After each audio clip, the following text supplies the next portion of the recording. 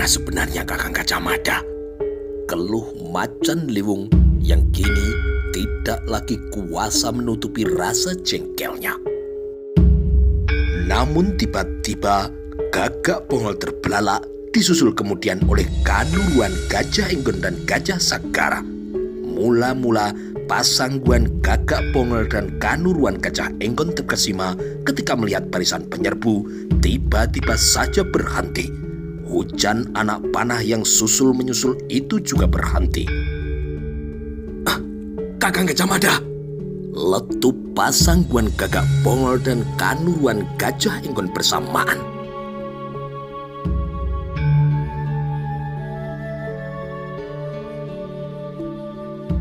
Kaget yang dialami oleh dua orang perwira itu disusul kemudian oleh Senopati Macan Liwung serasa bagai meledakkan kepala.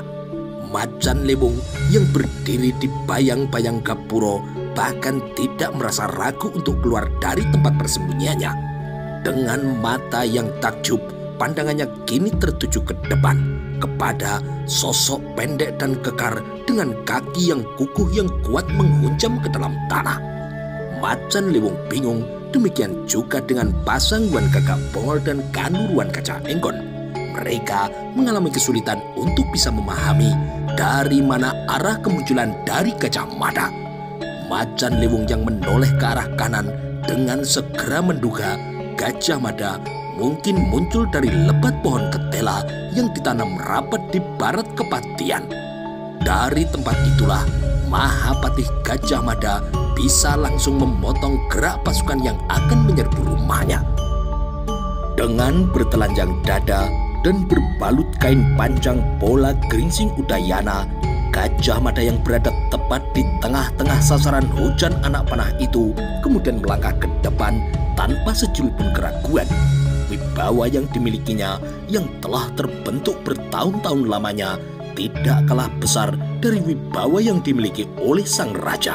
Rupanya wibawa itu masih terlalu berat untuk dilawan menggunakan pasukan berkekuatan segelar sepapan yang berasal dari gabungan berbagai kesatuan sekalipun. Gugup kini para prajurit yang sebelumnya sangat bernafsu untuk menyerang istana kepatian itu. Mereka kemudian kini bergerak mundur. Ayo, siapa yang mau membunuhku? Teriak Gajah Mada dengan amat lantang. Salang tunjang perjatuhan para prajurit penyerbu menjadi sumber gaduh yang tidak dimengerti oleh mereka yang berada di bagian belakang. Impit-impitan yang terjadi dan saling dorong kini juga tidak bisa dicegah. Ada apa? Ada apa di depan? Teriak seseorang yang berada di belakang. Ada Gajah Mada di depan, balas seseorang. Ada yang terkejut mendengar ucapan Saur Manu itu. Gajah Mada, bunuh! Ayo bunuh Gajah Mada! Terdengar kini perintah dari belakang. Senopati Kebumudra, Senopati Dyah Birowo, dan segenap pihak yang menjadi komplotannya yang berada di belakang sulit memahami yang terjadi di barisan depan. Mereka juga sangat sulit memahami mengapa barisan yang telah tertata rapi itu bisa berubah menjadi kacau balau. Yang berada di depan mungkin tahu duduk persoalannya, tetapi yang berada di garis belakang benar-benar tidak tahu ada apa.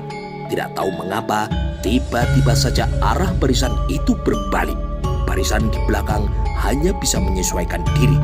Mereka kini bergerak berdasarkan apa yang mereka lihat di depan.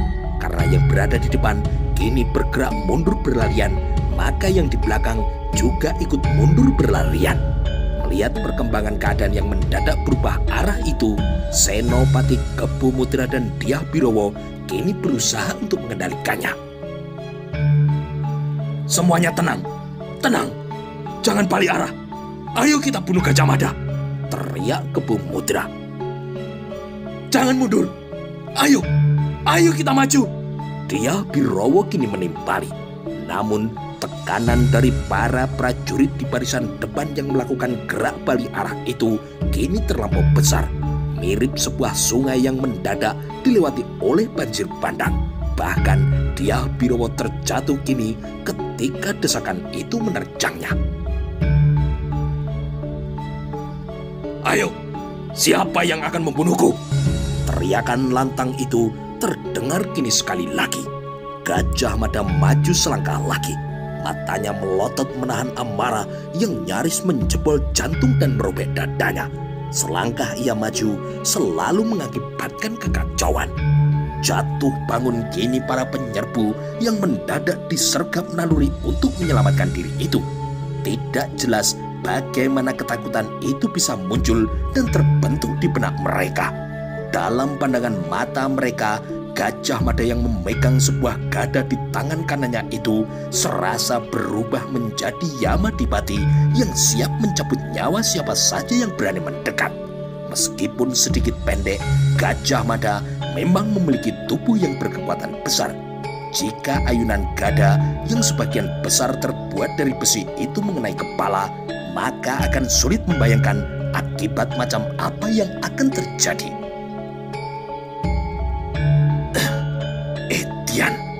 Desis pasang Guan Gagak Bongol yang kini berusaha meredakan dirinya. Mahapatih Gajah Mada kini berdiri tegak dalam upayanya menguasai diri dari ajakan jantungnya yang ingin bergolak. Gajah Mada berbalik dan kemudian mengarahkan pandangan matanya ke istana. Tidak jelas apa yang ada di benak Mahapatih Gajah Mada saat melalui pandangan matanya ia menelusuri garis dan juga lekuk atap rumahnya dari ujung ke ujung. Gajah Sagara yang berdiri di sebelah romonya kemudian berlari mendekat dan menempatkan diri di hadapan laki-laki yang telah dianggapnya sebagai pamannya itu. Gajah Sagara mendapati cara menatap yang aneh seperti berasal dari orang yang belum dikenalnya. Tatap mata itu seperti sinis, tetapi entah ditujukan untuk siapa. Mahapatih Gajah Mada kemudian berbalik membelakangi saat melihat pasang Guan Gagak Bongol mengayunkan langkah mendatanginya, disusul kemudian oleh Kanuruan Gajah Enggon dan Senopati Macan Lewong. Dari bahasa wajahnya terlihatlah Mahapatih Gajah Mada tidak berminat untuk bertemu dengan orang-orang itu. Gajah Mada tidak perlu menimbang untuk mengayunkan langkahnya. Ia tidak ingin disebut sebagai pengecut yang tidak berani mempertanggungjawabkan apa yang telah terjadi di lapangan Bubat. Gajah Sagara kemudian bergegas mengikuti langkah sang Mahapatih Gajah Mada dengan gerak ayunan kaki yang sama. Jika Gajah Mada mengayunkan kaki kirinya ke depan, maka Gajah Sagara juga mengayunkan kaki yang sama. Kumpulan prajurit yang semula berjejal-jejalan kini semburat melarikan diri. Tidak jelas mengapa mereka beranggapan bahwa Gajah Mada bisa menjadi bahaya yang mengancam mereka. Para kawulo yang semula berunjuk rasa dan menuntut agar Gajah Mada dihukum mati serta istananya dibakar hangus pun kini juga salang tunjang menyelamatkan diri. Dyah Birowo, Kebu Mudra, dan orang-orang di sekeliling mereka yang semula telah sepakat menghimpun diri tiba-tiba bagai kehilangan mulut. Mereka kini kebingungan, tidak tahu harus melakukan apa. Sang Mahapatih Gajah Mada kini terus mengayunkan kaki dan menjadi pusat dari semua perhatian. Di belakang Gajah Mada, Gajah Sagara dengan penuh keyakinan mengikutinya. Agak jauh di belakang, pasang Guan Gagak Bongol dan Kanuruan Gajah Enggon berjalan beriringan. Senopati Macan Lewong berada di belakangnya. Di belakang tiga orang perwira itu, pasukan Bayangkara melakukan pacak baris dalam kesiagaan tertinggi dengan senjata yang siap untuk dilepas. Setelah sampai di sudut barat, di dekat istana kediaman Sang Batara Narapati, Mahapatih Gajah Mada berbelok ke kiri, menyusur jalan utama di depan istana yang mengarah ke pintu gerbang Purawaktra. Para prajurit dan para pengunjuk rasa yang semula menghujatnya kini hanya memandangi langkahnya dari kejauhan. Namun mereka kemudian bergerak mengikuti dari kejauhan. Apa yang dilakukan oleh Gajah Mada atau kemana Gajah Mada akan pergi kini menumbuhkan rasa ingin tahu yang membuncah dan segera butuh jawaban. Kerumunan prajurit yang menjaga gerbang Purawaktara kini bergegas membuka pintu gerbangnya. Masih tanpa berbicara, Gajah Mada kini mengayunkan langkah memasuki pintu gerbang Purawaktara. Selanjutnya, Gajah Mada memberi kesempatan kepada Gajah Sagara untuk tidak berjalan di belakangnya, tetapi menyejajarinya dengan menempatkan diri di sebelah kirinya. Para prajurit pengawal pintu gerbang Purawaktara semula akan menutup pintu itu, tetapi niat itu diurungkan manakala terlihat Kanuruan Gajah Enggon, Pasangguan Gagak Pongol dan Senopati Macan Lewong datang. Barulah saat ketika perwira itu telah masuk, pintu gerbang Purawaktara ditutup. Jangankan para kawula yang menumpuk berjejal di alun-alun luar depan Purawaktara, bahkan Senopati Dyah Birowo dan Senopati Kebo Mudra pun juga tidak bisa menebak pertemuan macam apa yang akan terjadi di Manguntur. Di tatak rambat Balai Manguntur, duka itu sedang sangat kental-kentalnya. Prabu Hayam Wuruk masih belum mampu menguasai dirinya. Pandangan matanya tidak pernah bergeser dari wajah cantik Dyah Pitaloka yang telah memucat dan memayat. Di Balai Manguntur itu hadir pula Ibu Suri Sri Kitarya, Raden Cakradara, Ibu Suri Dyah Wiyat, Raden Kudamerta, dan para Sekar Kedaton, baik anak-anak dari Ibu Suri Sri Kitarya maupun anak-anak dari Dyah Wiyat.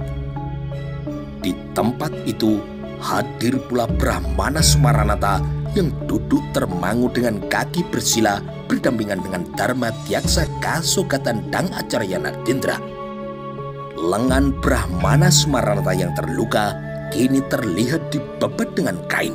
Luka itu berasal dari sambaran anak panah yang ia peroleh ketika mencoba mencegah agar perang antara Sunda dan Mojopahit tidak terjadi.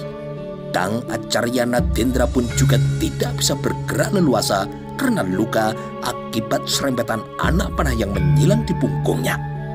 Namun tidak seorang pun yang hadir di tempat itu yang bisa mengurai benang yang kini sedang saling melilit kusut.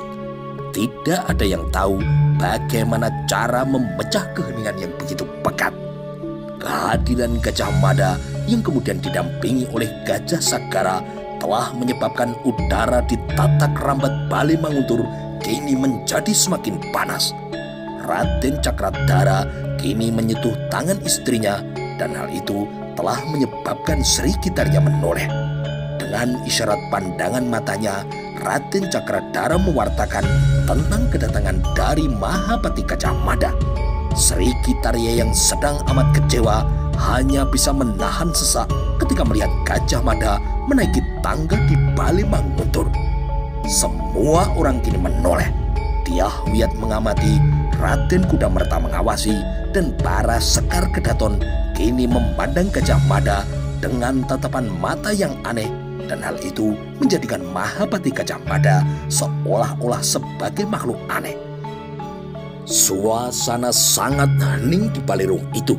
Kehadiran Gajah Mada kini malah memberi sumbangan yang amat banyak yang kemudian menyebabkan suasana kelam itu bertambah semakin gelap. Tidak ada yang berbicara ketika Gajah Mada menempatkan diri duduk bersila tepat di belakang Prabu Hayam Wuruk.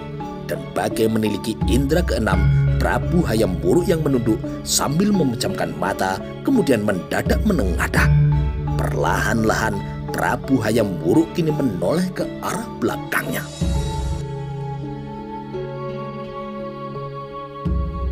Sementara itu, pada malam harinya adalah sungguh merupakan malam yang biang kelam. Seorang kakek tua dengan segala kerentaannya bersikeras ingin membawa kereta kudanya yang penuh dengan kayu untuk masuk ke dalam lingkungan istana. Prajurit yang menempatkan diri di depan pintu gerbang Purawaktara yang telah tertutup itu dengan segera menghadangnya. "Mau kemana, Ki?" tanya prajurit itu. Bagi kakek tua itu, pertanyaan yang diterimanya itu terasa sangat aneh. Apalagi pintu untuk masuk ke dalam istana kini telah tertutup. Apa tidak boleh masuk? Perintah yang diterima para prajurit itu sangat jelas. Pintu gerbang Purwaktara harus ditutup. Siapapun tidak diizinkan masuk ke dalam wilayah istana. Siapapun tidak boleh masuk, Ki. Bahkan ular, kumbang, dan capung sekalipun. Semuanya tidak diizinkan masuk, jawab prajurit yang melintangkan pedang itu. Jawaban yang diberikan prajurit itu dirasa terlalu berlebihan oleh kakek tua itu. Apakah kumbang, tawon, dan belut juga tidak boleh masuk? Tidak boleh, Ki. Tidak boleh. Bahkan laron juga tidak boleh, jawab prajurit itu. Mencuat kini alis kakek tua itu bergantian. Apa tidak diselenggarakan pembakaran layon? Apa mayat-mayat itu tidak mendapatkan haknya? Tidak sadarkah Sang Prabu, wujud cantik Dyah Pitaloka dari Sunda itu besok pagi akan berubah. Besok akan bau, membusuk. Bagus macam apapun dan cantik macam apapun, nantinya pasti akan membusuk. Tidak perlu sehari, bahkan separuh hari pun pasti sudah akan mulai bau, ucap kakek tua itu. Pertanyaan itu menyentuh sekali. Dua prajurit yang menghadang kakek tua itu terlihat tidak bisa menutupi rasa kagetnya. Mereka kini kemudian saling memandang. Kalau kumbang saja tidak boleh masuk, ya sudah. Kedatanganku kemari untuk menyumbangkan kayu-kayu ini. Semula aku mengira akan dilakukan upacara pangruktining layon. Aku mengira mayat-mayat itu akan segera dibakar. Hanya inilah yang aku punya. Meskipun sedikit, aku ingin menyumbangkannya, kata kakek tua itu. Maka kini pintu gerbang Purwaktara terbuka. Para kawula akhirnya boleh masuk dan diizinkan menempatkan diri di alun-alun depan Tatak Rambat Balimanguntul. Semua duduk dengan rapi, semua kini bersila. Tembang mantra kini terdengar dilantunkan oleh siapa saja, baik mereka yang meyakini Siwa maupun mereka yang meyakini Buddha.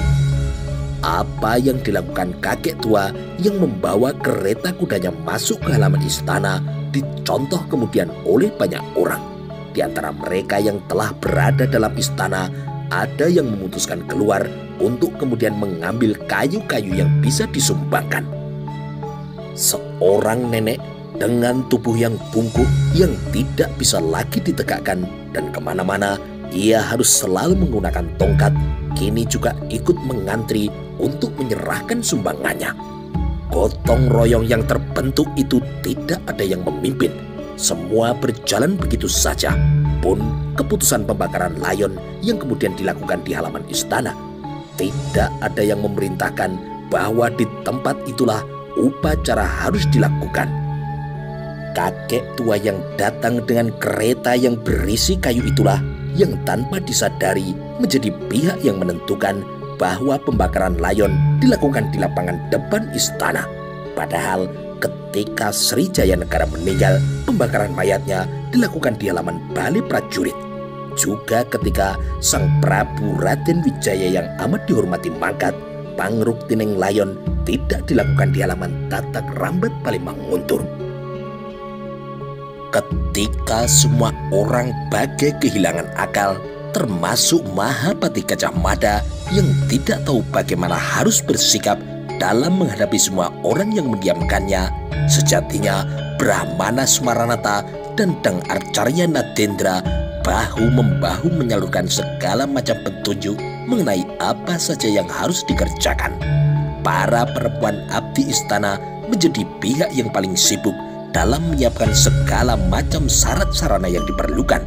Pahoman yang dalam beberapa hari tidak berasap, kini kembali berasap dan memberi bau yang tajam menyengat ketika beberapa abdi telah memasukkan berbakul-bakul kemenyan. Bau khas yang demikian sudah biasa bagi penghuni istana. Akan tetapi, rupanya ada juga yang tidak tahan. Seorang prajurit merasa sangat pusing ketika gumpalan asap itu menyapa hidungnya. Setelah amat larut, akhirnya Prabu Hayam Wuruk yang sedang terbelah dadanya itu mampu menyisihkan duka dan amarahnya. Prabu Hayam Wuruk menyerahkan sepenuhnya upacara pembakaran layon kepada beberapa orang abdi yang berniat hangrukti layon Dyah Pitaloka.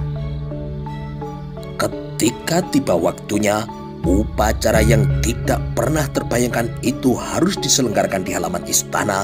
Jerit tangis merata memantul-mantul ke dinding. Seseorang kini mendadak kehilangan kendali. Orang yang sedang berada di antara kumpulan orang itu tiba-tiba berteriak sangat keras dan mengayun-ayunkan tangannya. Api yang menjilat-jilat membubung tinggi amat mencuri keinginannya untuk ambil ke dalamnya. Orang-orang di sebelahnya dengan sangat tangkas berusaha meringkus orang itu. Namun orang yang tengah kesurupan itu benar-benar memiliki kekuatan yang amat besar hingga menjadikan 5 orang yang meringkusnya merasa bagai berhadapan dengan kekuatan badak jantan. Sungguh aneh. Kejadian semacam itu tidak hanya berlangsung di satu tempat saja, tetapi juga terjadi di sudut-sudut lain halaman istana Tatak Rambat Bali Manguntur. Dengan penghormatan penuh, satu persatu para tamu dari Sunda Galuh yang telah terbunuh itu kemudian diletakkan di atas tumpukan kayu, kemudian mereka dibakar. Puncak dari semua perhatian terampas habis ketika tiba giliran tubuh Sekar Kedaton dari Sunda Galuh, yaitu Dyah Pitaloka Citra Resmi, telah diletakkan berdampingan dengan Prabu Maharaja Linggabwana dan Permaisuri Dewi Lara Lingsing. Penghormatan benar-benar dilakukan penuh. Api yang berkobar menjilat-jilat memancarkan warna tersendiri ketika bersamaan dengan itu genderang dipukul berderap-derap dan sangkakala dengan nada duka ditiup dengan melengking. Apalagi Bende Kiai Samudro juga dipukul pelan-pelan. Nadanya yang rendah kini memantul kembali ketika suara itu menjamah dinding. Di antara semua yang duduk bersila melantunkan mantra, Maha Mantri Mukya Rakrean Mahapati Gajah Mada juga ikut duduk bersila. Akan tetapi Mahapati Gajah Mada merasa hanya sendiri pada kerumunan itu. Ia tidak merasa dikelilingi oleh orang-orang. Udara pun kini juga dirasa ikut menjauh darinya. Dalam keadaan yang demikian, tidak seorang pun mau menyapa Gajah Mada. Tidak juga Sri Kitaria Tribuana Tungga Dewi Jaya Wisnuwardani dan juga suaminya. Pun tidak Dyah Wiyat Raja Dewi Maharajasa dengan suaminya. Itulah untuk seumur-umur Mahapati Gajah Mada tidak tahu harus berbuat apa. Menyikapi perang di lapangan Bubat, menyikapi terbunuhnya Prabu Maharaja Linggabwana bersama dengan seluruh keluarganya, Gajah Mada tidak melihat pihak lain yang layak untuk disalahkan kecuali orang-orang Sunda Galuh itu sendiri. Kalau saja orang-orang Sunda itu tidak terlalu mengedepankan harga diri. Kalau saja orang Sunda itu mengerti mengapa harus menyatu dengan Mojopahit. Gema kata hatinya dan hanya Gajah Mada sendiri yang mendengarnya. Beberapa saat kemudian, sidang Pahom Narendra digelar tidak menunggu esok harinya.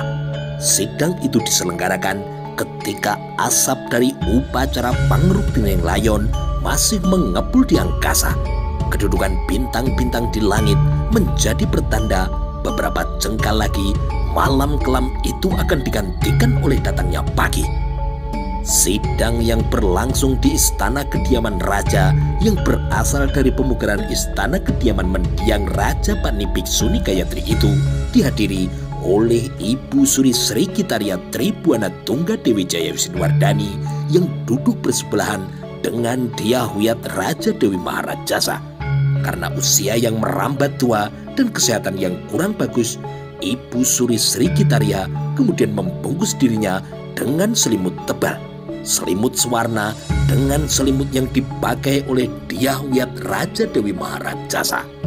Di masa muda dulu, Dyah Wiyat Raja Dewi Maharajasa merasa memiliki tubuh yang lebih sehat dan lebih kuat bila dibandingkan dengan Sri Gitarya. Namun pada masa tuanya, Dyah Wiyat merasa kakaknya justru memiliki tubuh yang lebih sehat darinya. Akhir-akhir ini, Dyah Wiyat merasa gampang letih dan mengantuk. Sementara itu, wajah Sri Kertawardhana membeku. Dengan pandangan mata lelah dan sangat prihatin, Sri Kertawardhana memilih berdiri dan berjalan mondar-mandir. Akan tetapi, sejenak kemudian mantan penguasa Singosari itu kemudian duduk menyebelahi Raden Kudamerta. Ayah dan paman raja itu kini menunggu Prabu Hayam Wuruk untuk wudar dari lamunannya. Pintu istana kini sedikit terbuka. Tepat di depan pintu, beberapa orang prajurit Bayangkara melaksanakan tugas pengawalannya. Ke arah pintu yang terbuka itulah sang Prabu Hayam Wuruk mengarahkan perhatiannya. Tampak dari pintu yang agak terbuka, pahoman yang melekat pada dinding istana masih menyala meskipun kini mulai mengecil. Tarikan nafas yang amat berat kini keluar dari raja muda yang berwajah tampan itu. Bagai tersadar mendapati beberapa orang berada di sekelilingnya, Raja Mojopahit itu memandang ayah dan ibunya bergantian dengan pandangan yang paling aneh dari yang ia punya. Pun demikian ketika Prabu Hayam Wuruk memandang paman dan bibinya.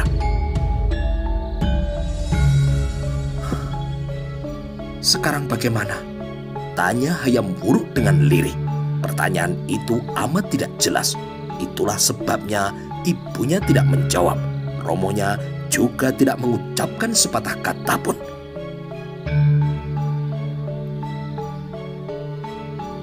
Bagaimana Majapahit mempertanggungjawabkan apa yang telah terjadi ini pada negeri Sundagaluh? Raja dan permaisurinya serta Sekar Kedatonnya kita undang kemari. Namun Bumi Tari malah menyediakan pembakaran mayat untuk mereka. Lanjut Prabu Hayam Wuruk. Sri Kertawardhana dan Wijaya Rajasa kini saling memandang. "Semua ini adalah ulah Gajah Mada," ucap Ibu Suri Sri Gitarya memecah keheningan. Hayam Wuruk menoleh kepada ibunya. "Seharusnya Gajah Mada digantung," tambah Dyah Wiyat Raja Dewi Maharajasa. Rupanya Prabu Hayam Wuruk tidak serta-merta menerima pendapat ibu dan bibinya itu. Meskipun Prabu Hayam Wuruk adalah pihak yang paling terluka, namun Prabu Hayam Wuruk yang sebenarnya paling dirugikan dalam kejadian berdarah yang terjadi di lapangan Bubat yang terletak tidak jauh dari Candi Waringin Lawang itu. Sang Prabu Hayam Wuruk kemudian menoleh pada romonya. Akan tetapi Sri Kertawardhana tidak memberikan pendapatnya. Ketika Prabu Hayam Wuruk mengarahkan pandangan matanya kepada Wijaya Rajasa Hyang Parameswara, sang Apanji Wahningyon, mantan penguasa Wengker sekaligus pamutan itu juga tidak memberikan pendapatnya.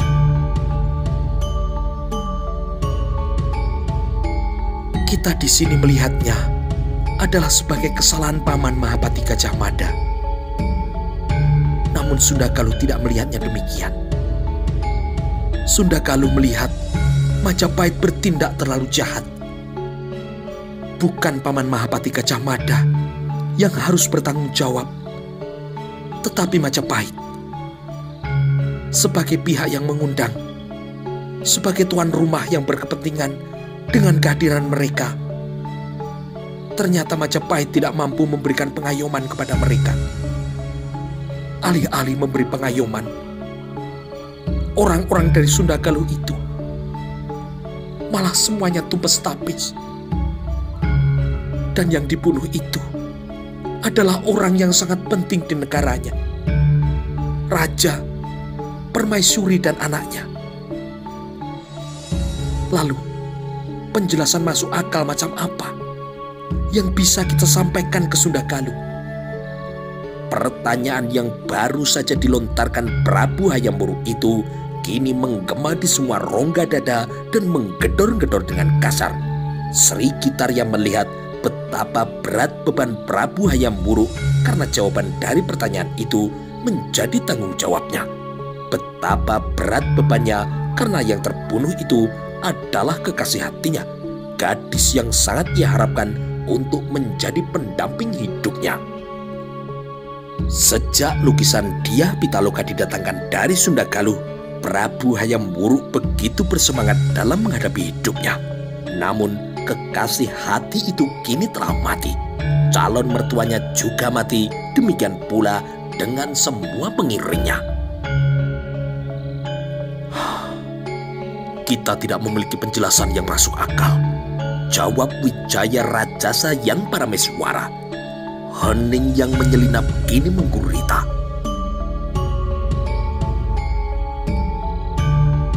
Meskipun tidak memiliki penjelasan yang masuk akal, Majapahit tidak boleh menggantung Sunda Galuh ke dalam keadaan yang tidak menentu. Harus segera dikirim orang ke istana Surawisesa untuk mengabarkan musibah yang terjadi di sini, serta menyampaikan permintaan maaf. Meskipun sebenarnya permintaan maaf tidak pernah cukup. Permintaan maaf tidak akan mengembalikan mereka yang sudah tiada. Tidak akan membangkitkan mereka dari alam kematiannya, ucap Dyah Wiyat Raja Dewi Maharajasa. Pintu yang berderi dan sedikit terbuka oleh dorongan angin itu kemudian mencuri perhatian Sri Kitarya untuk berpaling. Namun Raden Kudamerta Wijaya Rajasa yang parameswara segera bangkit untuk menutupnya. Tidak baik pembicaraan itu didengar oleh prajurit yang berjaga di halaman. 2 ekor cicak di dinding yang mendadak semburat kini berlarian menyebabkan Wijaya Rajasa mengerutkan dahi. Utusan yang pergi ke Sunda Galuh kali ini adalah benar-benar membawa tugas yang amat berat. Jauh lebih berat dari bertempur di medan perang. Aku tidak punya pandangan siapa yang sebaiknya dipercaya untuk mengemban tugas yang berat ini, kata Prabu Hayam Wuruk. Sri Kertawardhana menghirup tarikan napas panjang yang terasa sangat sesak. Sejak geger kencik yang terjadi di Lamangan Bubat, bukan hanya ulu hatinya yang terasa nyeri, rongga dadanya kini juga terasa sangat menyempit. Bagaimana dengan Patih Maduratna? Tanya Sri Kertawardhana. Dalam waktu yang rapat berimpitan, 2 kali sudah Patih Maduratna pergi ke Sunda Galuh. Keberangkatan pertama Patih Madu ke Sunda Galuh dengan membawa juru lukis dari istana adalah untuk menggambar Sekar Kedaton. Dibutuhkan waktu 10 hari perjalanan lewat laut untuk sampai di Sunda Galuh. 10 hari pula waktu yang diperlukan untuk kembali ke Mojopahit. Patih Madu dianggap sangat berhasil mengemban tugasnya dan juga mendapat pujian. Kemudian di pundak Patih Madu pula diletakkan lagi sebuah tugas yang lebih besar. Patih Maduratna pun kini berangkat kembali ke negeri yang beribu kota di Kawali itu. 10 hari perjalanan kembali ditempuh. Namun kali ini dengan membawa berbagai barang bawaan sebagai kelengkapan acara lamaran, perjalanan ke Sunda Galuh yang kedua itu dikawal dengan sangat ketat. Pengawalan itu dipimpin langsung oleh Sang Arya Wiramandalika. Demikian bersahabatnya sambutan yang diberikan oleh tuan rumah. Terlihat itu dari segala macam pasukatan lezat yang telah disajikan dan berbagai hiburan kesenian setempat yang indah. Lagi-lagi Patih Maduratna berhasil melaksanakan tugasnya dengan sangat baik. Oleh karena itu, Ibu Suri Sri Kitarya berniat mengusulkannya agar Patih Maduratna menerima kembali anugerah berupa jabatan baru. Pinangan terhadap Sekar Kedaton Dyah Pitaloka diterima oleh Sang Raja Sunda Galuh. Meskipun di antara rombongan yang dikirim ke Sunda itu diselipkan orang-orang yang membawa kepentingan Mahapati Gajah Mada, Kanuruan Gajah Henggon yang terselip pada rombongan pertama berbicara atas nama kepentingan Gajah Mada yang mengingatkan agar Sunda Galuh segera menentukan sikap, bersedia tunduk dan juga menyatu dengan Mojopahit atau tetap pada keadaannya sekarang. Dalam rombongan Patih Maduratna kedua terselip pula orang-orang yang menerjemahkan kepentingan Mahabati Gajah Mada dengan lebih keras. Di antara orang-orang itu adalah Sang Arya Raja Parakrama Mapanji Elam dan Arya Suradiraja Bukapasa. Waktu itu, dalam waktu 1 bulan lebih, telah 2 kali Patih Maduratna menempuh perjalanan bolak-balik dengan jarak tempuh yang sedemikian jauh melalui laut. Kemudian dilanjutkan pula dengan perjalanan darat dengan medan yang sulit luar biasa. Dan Patih Maduratna berhasil dalam melaksanakan tugasnya dengan sangat baik. Apa untuk kali ini Patih Maduratna akan berhasil melaksanakan tugasnya dengan amat baik pula? Prabu Hayam Wuruk yang memejamkan mata kini mencoba mencari sosok lain yang mungkin bisa menggantikan Patih Maduratna. Tetapi siapa sosok lain itu? Prabu Hayam Wuruk tidak segera menemukannya. Melihat itu, Ibu Suri Sri Kitarya yang sangat mengenal watak anaknya bagai kini bisa menebak apa yang sedang berada dalam benak Hayam Wuruk. Gajah Mada, kenapa tidak kau kirim Gajah Mada? Adakah orang yang lebih tepat untuk kau kirim ke Sunda Galuh melebihi Gajah Mada? Ucap Sri Kitarya dengan meluap.